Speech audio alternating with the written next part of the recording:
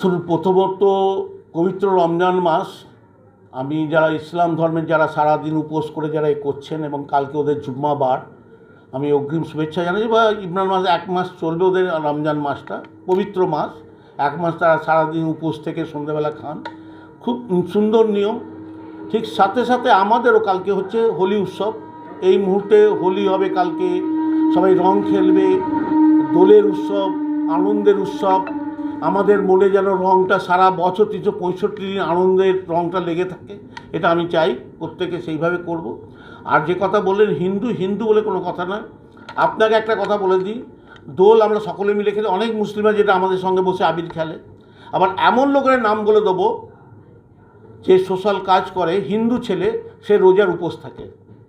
অতএব আমি মনে করি এটা মনের ব্যাপার। আমি যে কোনো ধর্ম পালন করতে, আপনি হয়তো জানেন না, ছট পুজো বহু মুসলিমরা করে, বহু মুসলিমের নাম বলেও তারা ছট পুজো করে, বাঙালি ঘরেরা করে। হিন্দু তো পুজো ছেড়ে দিন, বাঙালি হিন্দিভাষী, কিন্তু বাঙালিরাও করে এবং এমনকি মুসলিমরাও করে। অতএব দিদিমণি আমার যেটা বলেছেন, আমার মাননীয় মুখ্যমন্ত্রী, ধর্ম যা যার হতেই পারে, কিন্তু উৎসব সবার। এবং সেই ধর্মটা আমি যদি মনে করি আমি মানব, আমার ধর্ম চলে যাবে না। আমি যদি মনে করি আজকে সারাদিন উপোস থেকে ওদের মতন করে ওই কী বলে রমজান মাসে একদিন উপবাস থাকতো, তখন কি ধর্ম চলে যাবে না? ধর্ম আমার হচ্ছে মানবিকতার ধর্ম, এই ধর্মটাকে জাগিয়ে রাখতে হবে।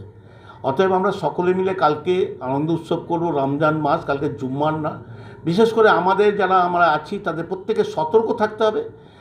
ওদের পবিত্র সময় নামাজ পড়তে হবে, তাদের নামাজে যেন বিঘ্ন না ঘটে, তাদের গায়ে অযথা আমরা রং দেবো না। নামাজ পড়ে এসে রং চাইলে রং দেবো, কিন্তু এগুলো আমাদের লক্ষ্য রাখতে হবে। অতএব কালকে সকলকে দোলের এবং হোলির শুভেচ্ছা অগ্রিম জানিয়ে রাখছি। সবাই সুন্দরভাবে কাটুক, সারা বছর এই আনন্দের মধ্যে যেন মাতোয়ারা আমরা থাকি, এই কামনা করছি। শুনুন, একটা কথা বলি, কদিন আগে পুলিশ প্রশাসনের পক্ষ থেকে মিটিং হয়েছে, কোঅর্ডিনেশন কমিটি, সেখানে হিন্দুদের ধর্ম প্রতিনিধিরাও ছিলেন, মুসলিমরাও ছিলেন, সব ধর্মের মানুষ সেদিন ছিলেন, বিভিন্ন পূজা সংগঠন ছিলেন, বিভিন্ন মসজিদ থেকে এসেছিলেন, সকলে মিলে আমরা সেদিন মিটিং করেছি এবং বলেছি এই আইনশৃঙ্খলা বা এইটা আমাদের বজায় রাখতে হবে, যাতে আমাদের ভ্রাতৃত্ব থাকে। যারা এসে করে তারা আবার করে চলে যাবে, তারা কিন্তু পুলিশের নাগালে আসবে না। অশান্তিটা আমাদের পথে হতে, আমাদের সতর্ক রাখতে হবে। আর কিছু মানুষ এটা অভ্যাস হয়, এটা পেশা তাদের। আমি যেমন রাজনীতি করি, আমার একটা পেশা, এটা রাজনীতি এবং মানুষের মধ্যে কাজ করো। আমি আগামী দিনে যখন মানুষের কাছে ভোট চাইতে যাবো, তখন বলবো আমি এই ডেভেলপমেন্ট কাজ করেছি। যাদের কাছে এইরকম অ্যাসেট নেই, তাদের কোনো এইরকম কিছু নেই, ক্রেডেন্সিয়াল নেই তাদের, যেটাকে বলে ক্রেডেন্সিয়াল মূলধন, মানুষের মধ্যে কাজকে এই মূলধন যাদের মধ্যে নেই, তারা আগামী দিনে কী করে ফোকর নিয়ে কোথায় ভোট চাইবে?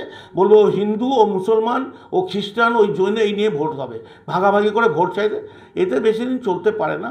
সমাজ থাকতে হলে সবাইকে মিলেমিশে থাকতে হবে, এটাই আমাদের মানব ধর্ম। অতএব সবাই আমরা মিলেমিশে থাকি। কালকে হোলিটা ভালোভাবে পালন হোক, আনন্দের সঙ্গে কাল এবং পরশু, আমরা এটা চাই।